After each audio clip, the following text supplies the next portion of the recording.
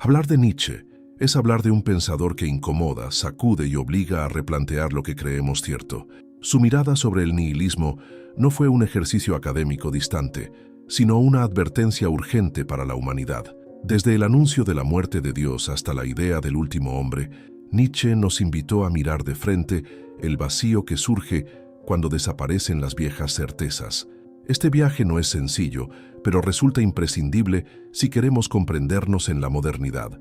En los siguientes apartados exploramos cómo Nietzsche entendió y enfrentó el nihilismo, no solo como un fenómeno cultural, sino como una experiencia personal que él mismo padeció. Desde la filosofía, pero también desde la vida misma, propuso caminos de transformación, el eterno retorno, el amor fati, la creación de valores nuevos. Su visión, lejos de ser un diagnóstico oscuro, es una invitación a la afirmación y a la creatividad frente al caos. Friedrich Nietzsche fue más que un filósofo. Fue un hombre con cicatrices profundas que se atrevió a mirar de frente a sus dolores y convertirlos en ideas inmortales. Cuando abrimos sus escritos personales, como Ecce Homo, descubrimos a alguien que no se esconde detrás de un pedestal, sino que se muestra vulnerable, humano y contradictorio. Es en esas páginas donde se transparenta su lucha consigo mismo, su salud frágil, su soledad constante y su pasión inagotable por darle un sentido distinto a la vida. Lo interesante es que, aunque él nunca escribió unas confesiones al estilo de San Agustín, sus cartas y anotaciones funcionan como ventanas íntimas a su alma. Allí nos habla no como un profeta intocable, sino como alguien que también sintió miedo, duda y esperanza. ¿No es acaso más poderoso acercarnos a un pensador desde su humanidad en lugar de solo desde sus frases famosas? En esas confesiones podemos reconocer que Nietzsche no era un mito, sino un hombre que se construía y se destruía constantemente. Si lo pensamos bien, esas revelaciones no son solo datos curiosos de su biografía, sino espejos en los que podemos vernos reflejados. Por ejemplo, ¿quién no ha sentido alguna vez que la soledad pesa, pero al mismo tiempo impulsa a crear? Nietzsche la describe como su condición inevitable, y en sus escritos admite que era un eremita. Sin embargo, esa distancia del mundo fue lo que le permitió formular ideas que siguen desafiando la forma en que pensamos en 2025. Cuando uno lee frases de Ecce Homo como «¿Por qué soy un destino?», puede sonar arrogante, pero al leer sus cartas privadas, vemos a un Nietzsche dudoso, preocupado por no ser comprendido en vida. Ese contraste revela a un hombre que luchaba entre mostrarse fuerte y sentirse frágil, una tensión que todos conocemos. Al final, sus confesiones nos enseñan que la fuerza no está en nunca tambalear, sino en levantarse después de cada caída.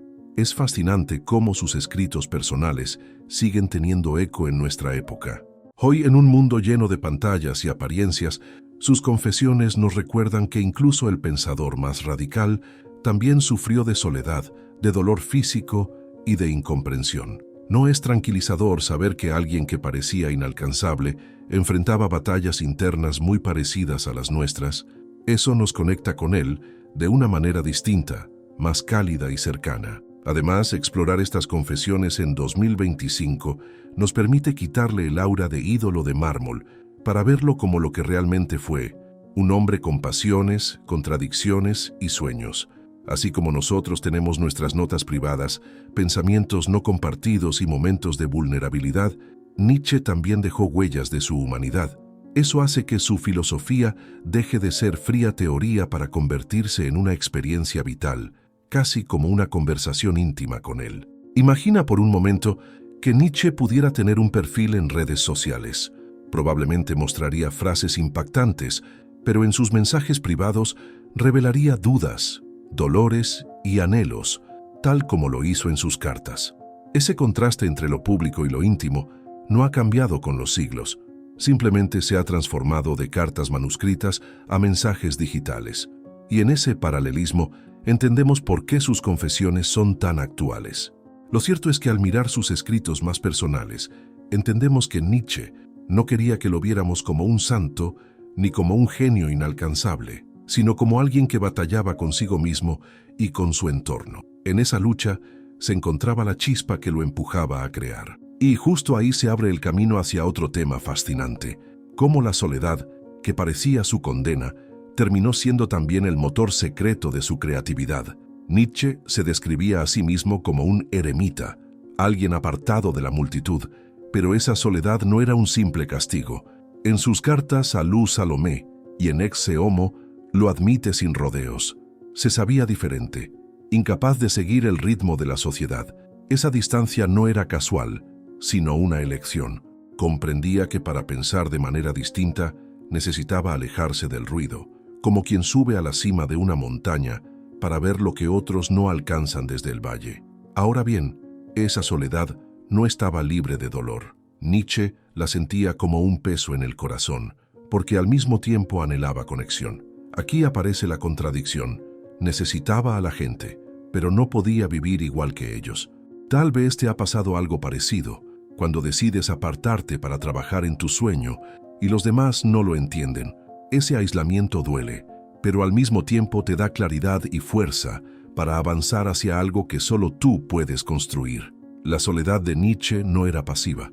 No se encerraba simplemente para lamentarse, sino que la transformaba en un taller creativo. En el silencio encontraba las palabras que después se volverían en obras como Así habló Zaratustra. Sin esa distancia del mundo, nunca habría podido gestar la figura del superhombre ni la idea del eterno retorno.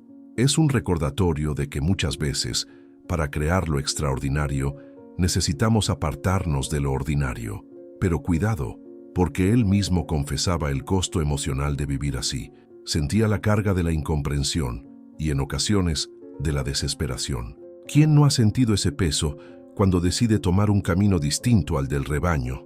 Nietzsche entendía que la autenticidad trae soledad y lo asumía como un precio inevitable.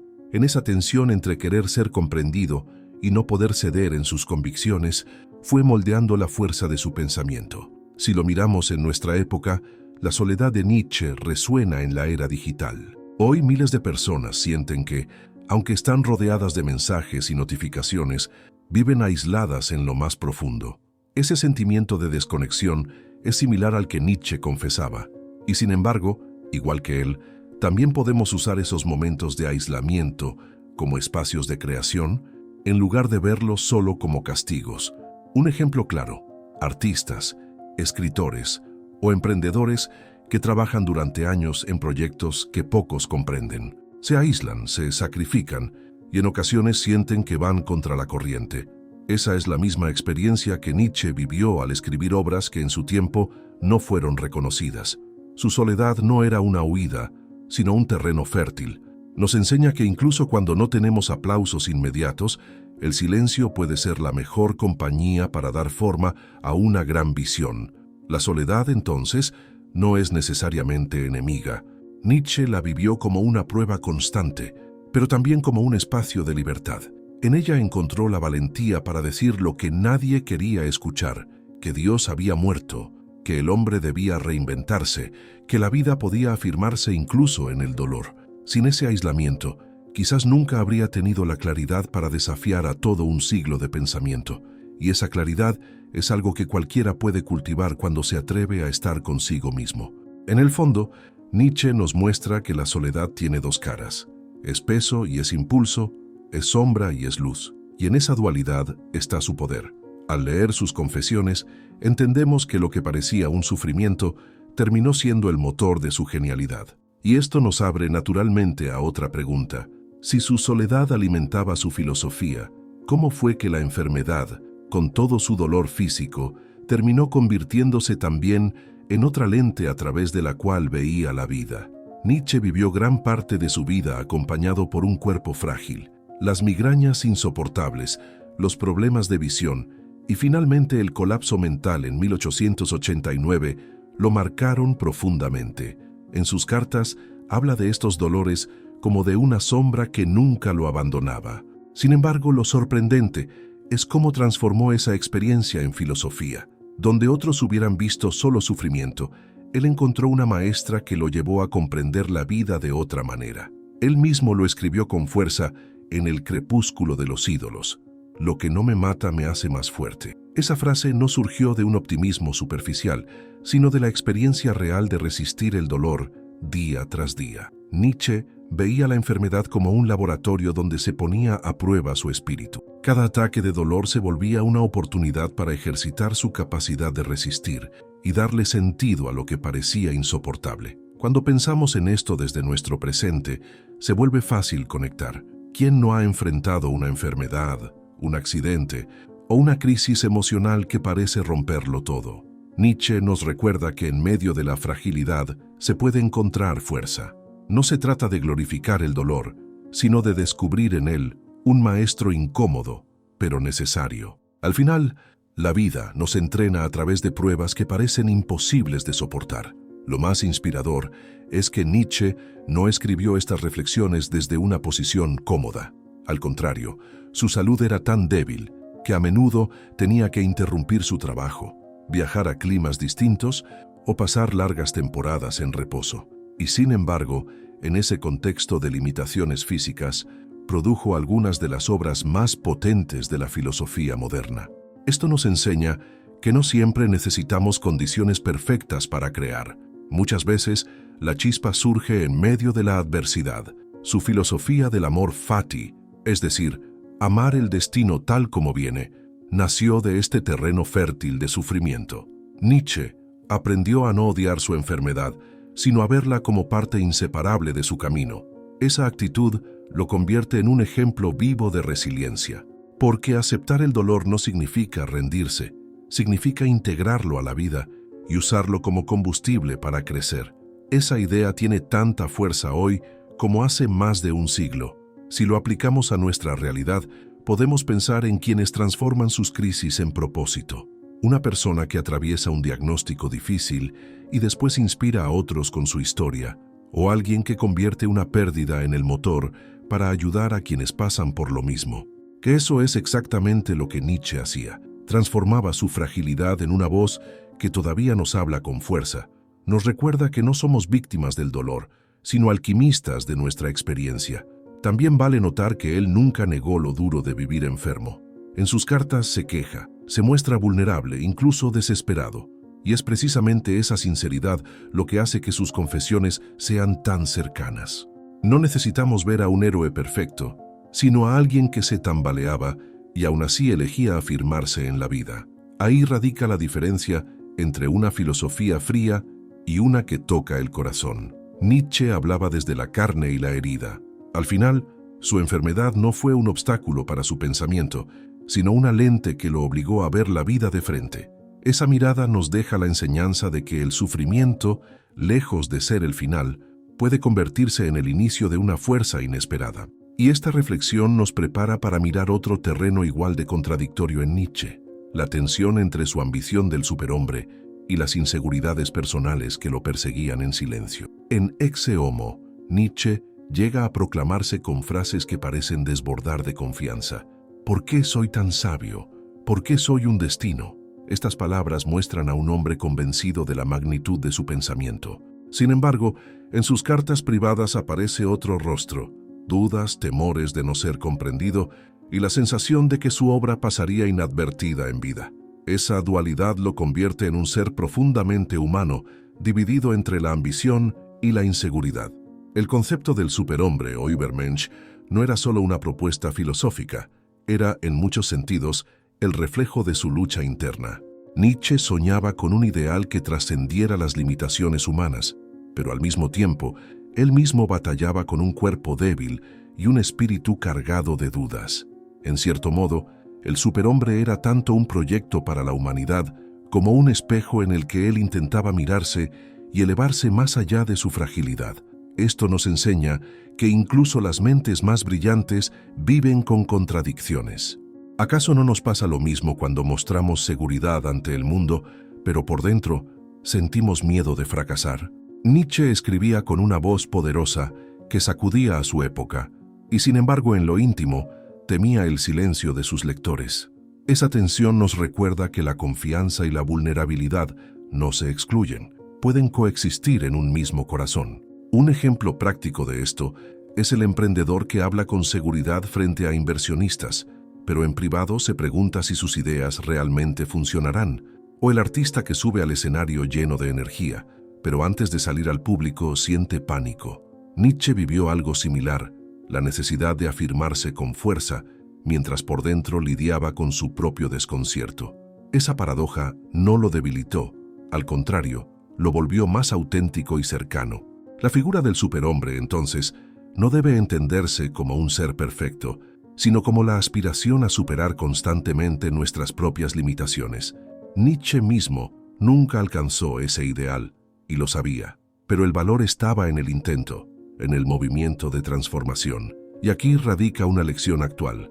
No necesitamos esperar a ser perfectos para comenzar a vivir con ambición. Se trata de avanzar a pesar de las dudas, justo como lo hizo él. Lo poderoso es que esa mezcla de arrogancia y vulnerabilidad no lo hizo menos filósofo, sino más real. En Ecce Homo se presentaba como un destino, pero en privado pedía comprensión. Esa transparencia nos permite conectar con él como alguien que, igual que nosotros, se debatía entre la grandeza de sus sueños y la fragilidad de sus miedos. Y es ahí donde Nietzsche nos inspira, no a negar las dudas, sino a integrarlas en nuestro proceso de crecimiento. Si miramos nuestra época, esta dualidad sigue siendo vigente. Hoy se valora mucho la confianza en las redes sociales, pero rara vez se muestra la inseguridad que hay detrás. Nietzsche, sin quererlo, nos enseña que ambas son parte del mismo proceso. La ambición necesita de la duda para no volverse soberbia vacía, y la inseguridad necesita de la ambición para no hundirse en la parálisis. En esa tensión se construye algo genuino. Por eso, al leer sus confesiones vemos a un Nietzsche más humano que nunca, alguien que soñaba con el superhombre, pero que al mismo tiempo enfrentaba sus propias sombras. Y justo en esa contradicción está el valor de su legado, porque si hasta él, con su visión inmensa, cargaba con inseguridades, ¿qué nos impide a nosotros reconocer las nuestras y aún así seguir adelante? Desde aquí se abre otro terreno clave, el amor y las relaciones, un aspecto donde su vulnerabilidad también dejó huellas profundas. Nietzsche nunca se casó y en sus cartas dejó entrever la dificultad de encontrar a alguien que pudiera comprender la complejidad de su mente. Una de sus relaciones más conocidas fue la que tuvo con Luz Salomé, intensa y platónica, que terminó en desencuentros dolorosos. Esa experiencia lo marcó profundamente, no solo en lo personal, sino también en su visión del amor. Confesaba sentirse incapaz de encajar en una relación convencional, como si su camino estuviera condenado a la soledad. Sus escritos a veces reflejan frustración, y no es raro que aparezcan frases duras hacia las mujeres, como la famosa advertencia en Así habló Zaratustra. ¿Vas con mujeres? No olvides el látigo. Muchos han interpretado esto como misoginia, pero al mirar sus confesiones personales, podemos ver un trasfondo distinto, su incapacidad de establecer un vínculo real con alguien que compartiera su búsqueda intelectual. El rechazo lo llevó a escribir desde la herida, no desde un odio sistemático. Este aspecto de Nietzsche nos enseña algo profundo. El amor puede ser una de las mayores fuentes de dolor cuando se vive con expectativas imposibles. Él soñaba con una compañera que pudiera igualarlo en pensamiento y acompañarlo en su visión del mundo. Pero la realidad del siglo XIX, un contexto patriarcal y limitado, no le permitió encontrar esa figura. Así, sus fracasos amorosos se convirtieron en parte de la soledad que nutría su filosofía, aunque también le dejaban cicatrices emocionales. En la vida cotidiana, muchos experimentan algo parecido. Personas que sienten que nadie puede entender sus pasiones, sus sueños o sus luchas internas. Esa sensación de no pertenecer también aparece en el terreno amoroso.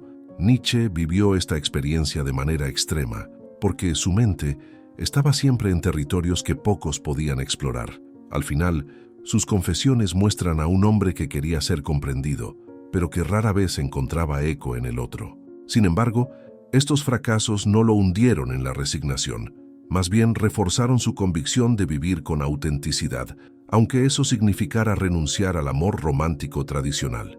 En cierto sentido, Nietzsche convirtió la ausencia de pareja en otra forma de libertad, aunque nunca dejó de reconocer el vacío que eso le provocaba. Y aquí encontramos una enseñanza valiosa: aceptar que no todas las vidas deben encajar en el mismo molde, aunque eso conlleve dolor. Si lo trasladamos a nuestro tiempo, sus confesiones sobre el amor resuenan en una era de relaciones mediadas por aplicaciones y redes sociales. Hoy muchos buscan conexión, pero al mismo tiempo sienten una soledad profunda detrás de interacciones superficiales. Nietzsche ya lo vivía en su época, el anhelo de ser comprendido frente a la dificultad de hallarlo. Esto demuestra que el vacío en las relaciones no es un fenómeno moderno, sino una constante en la experiencia humana. Es revelador que, pese a sus frases duras, Nietzsche también escribiera con ternura y nostalgia sobre la imposibilidad de encontrar compañía. Esa contradicción lo humaniza aún más. Nos recuerda que detrás de su estilo provocador había un hombre vulnerable, herido por rechazos y expectativas rotas, y es justamente esa mezcla de fuerza y fragilidad lo que lo convierte en un pensador tan cercano, porque nos habla desde las heridas que todos conocemos. Al explorar sus fracasos amorosos, vemos que no solo estaba luchando contra la incomprensión filosófica, sino también contra la incomprensión emocional, y esas batallas lo acompañaron siempre. Desde ahí surge un puente hacia otra confesión aún más intensa, su enfrentamiento con el nihilismo personal, una sombra que lo llevó al borde del vacío, pero que también le dio la oportunidad de forjar una de sus ideas más radicales sobre la vida. Nietzsche fue el filósofo que anunció con contundencia la muerte de Dios, pero detrás de esa proclamación se escondía un conflicto personal profundo. En sus anotaciones y en Ecce Homo confesaba momentos de desesperación, donde la vida parecía carecer de sentido. El nihilismo no era solo una teoría que observaba en la sociedad, era un monstruo que lo rondaba en su propia existencia.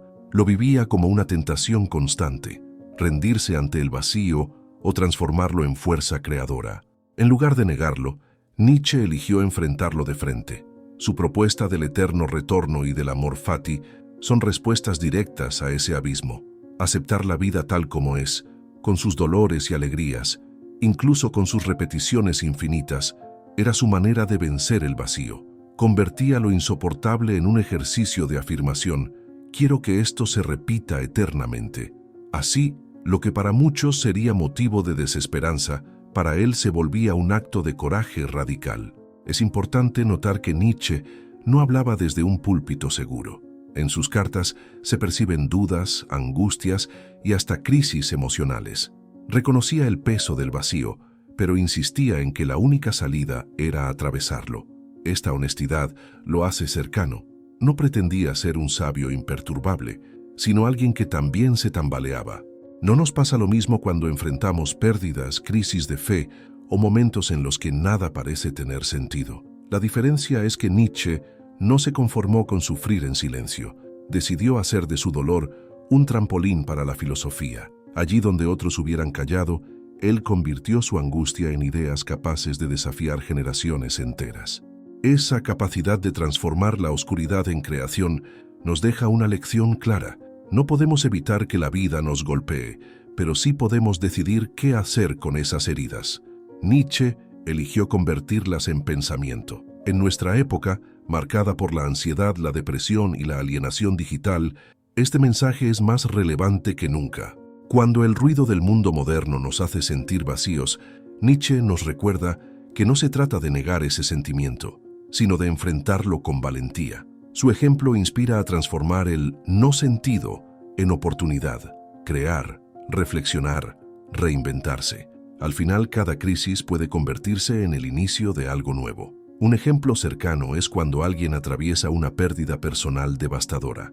En lugar de dejarse consumir, decide fundar una asociación, escribir un libro o inspirar a otros con su historia. Ese proceso refleja exactamente lo que Nietzsche proponía: abrazar el sufrimiento, darle forma y devolverlo al mundo convertido en fuerza. Así, el nihilismo deja de ser una trampa y se convierte en terreno fértil para el crecimiento. Lo más humano de Nietzsche es que nunca se mostró como un vencedor absoluto. Admitía que el nihilismo lo perseguía, que no había soluciones definitivas. Pero esa sinceridad lo vuelve aún más inspirador. Nos enseña que no necesitamos eliminar la sombra para avanzar, basta con aprender a caminar junto a ella. Es un recordatorio de que la vida no se trata de perfección, sino de resistencia creativa frente al caos. Al mirar esta lucha íntima, comprendemos que Nietzsche no buscaba esconder su fragilidad, sino transformarla en filosofía, y en esa alquimia personal está la fuerza de su legado. Pero su historia no termina ahí. Al contrario, estas confesiones nos conducen a pensar en cómo su visión sigue dialogando con nuestra época, planteando retos y preguntas que en 2025 siguen tan vivas como en su tiempo. Cuando Nietzsche escribió sobre la muerte de Dios, no hablaba únicamente de religión, sino del colapso de las certezas que sostenían a la sociedad occidental. En su visión, el progreso científico, el avance de la razón y la pérdida de fe en lo trascendente habían dejado a la humanidad en un vacío espiritual. La modernidad se presentaba como un terreno fértil para el nihilismo, un mundo con más conocimiento, pero con menos sentido. La paradoja era clara. Cuanto más se expandía la racionalidad y el dominio técnico del hombre sobre la naturaleza, más difícil se volvía a responder a la pregunta esencial: ¿para qué vivir? La modernidad, con su énfasis en lo material y en la productividad, parecía incapaz de ofrecer un horizonte de valor. Nietzsche no se oponía al progreso, pero advertía que, sin nuevas formas de sentido, la modernidad podía convertirse en un desierto espiritual. Su concepto del último hombre resume bien esta crítica. El último hombre es cómodo, práctico, adaptado a una vida sin grandes riesgos ni aspiraciones, pero vacío de grandeza. Nietzsche veía en él una representación de lo que la modernidad podía producir: seres satisfechos en lo superficial, incapaces de crear nuevos valores. Esta imagen sigue siendo provocadora porque retrata la comodidad excesiva de nuestra época. Hoy, más de un siglo después, su diagnóstico parece profético. Vivimos en un tiempo donde la ciencia avanza a pasos gigantes, pero millones de personas se sienten desorientadas y solas. La modernidad nos dio herramientas increíbles, desde la medicina hasta la tecnología digital, pero también trajo consigo nuevas formas de alienación, ansiedad y pérdida de propósito. Nietzsche, con su mirada aguda, ya vislumbraba ese dilema. Lo fascinante es que no veía la modernidad únicamente como un peligro, sino también como una oportunidad. El vacío dejado por la muerte de Dios no debía llenarse con nostalgias del pasado, sino con creación. El desafío era construir un horizonte nuevo, más humano y más auténtico. En otras palabras, la modernidad no debía vivirse como ruina, sino como posibilidad de renacimiento. Un ejemplo actual es cómo las personas buscan nuevos sistemas de valores fuera de la religión tradicional. Desde filosofías de vida minimalistas hasta movimientos de conciencia ecológica, hay intentos por llenar el vacío. Aunque distintos en forma, todos reflejan lo que Nietzsche señalaba: la necesidad de que el ser humano cree sentido donde ya no hay certezas absolutas. El riesgo, sin embargo, es caer en sustitutos superficiales: consumismo, entretenimiento vacío o ideologías rígidas. Nietzsche alertaba que estos caminos no harían más que profundizar el nihilismo. La modernidad necesita más que distracciones, necesita coraje para inventar valores que inspiren y eleven la vida. Su propuesta del superhombre iba en esa dirección, no como un ser físico superior, sino como símbolo de la capacidad creadora de la humanidad. Así, Nietzsche no solo fue un crítico de su tiempo, sino también un visionario que supo anticipar tensiones que hoy seguimos enfrentando. Su filosofía dialoga directamente con la modernidad porque expone sus límites y al mismo tiempo revela sus posibilidades. Comprenderlo es comprender que el reto no es el progreso en sí, sino lo que hacemos con él. Y ahí radica la vigencia de su pensamiento. El nihilismo que Nietzsche describió no quedó en el siglo XIX. Al contrario, hoy lo vemos con una claridad perturbadora. Vivimos en un mundo hiperconectado, con acceso a información ilimitada y posibilidades de consumo sin precedentes, pero al mismo tiempo con un vacío existencial que crece. La paradoja es evidente: tenemos más medios para vivir, pero menos motivos profundos para hacerlo. Las crisis de sentido se manifiestan en fenómenos contemporáneos: la ansiedad masiva, la depresión globalizada, el aislamiento social, incluso en medio de la hiperconexión digital. Muchos buscan llenar ese vacío con entretenimiento constante, redes sociales o consumo, pero lo que encuentran es solo un alivio momentáneo. Nietzsche ya advertía que cuando desaparecen los valores firmes, lo que queda es una sensación de vacío que no se calma fácilmente. El nihilismo moderno también se refleja en la falta de confianza en instituciones tradicionales, religión, política, familia, comunidad. Cada vez más personas las perciben como estructuras caducas, incapaces de ofrecer orientación real. Este desmoronamiento de certezas es exactamente lo que Nietzsche anticipaba, un tiempo en el que los viejos dioses han muerto, pero los nuevos aún no han nacido. Sin embargo, Nietzsche no invitaba a la desesperación, sino a la creación. Para él, el vacío no debía vivirse como una condena, sino como un llamado. Es precisamente en la ausencia de sentido dado donde surge la oportunidad de inventar valores propios. El desafío contemporáneo es responder al nihilismo con valentía, no con resignación. Y eso exige imaginación, responsabilidad y voluntad de afirmación. Podemos ver esta actitud en movimientos actuales que buscan dar nuevo propósito a la vida. Desde la lucha por el cuidado ambiental hasta la búsqueda de bienestar integral en filosofías de vida contemporáneas, hay intentos claros de responder al vacío. No son soluciones definitivas, pero muestran que la humanidad sigue intentando crear sentido frente al abismo. Nietzsche estaría satisfecho de ver ese impulso creador. El peligro sigue siendo la tentación del conformismo. Caer en la distracción fácil, en ideologías absolutistas o en la apatía, es rendirse al nihilismo sin siquiera notarlo.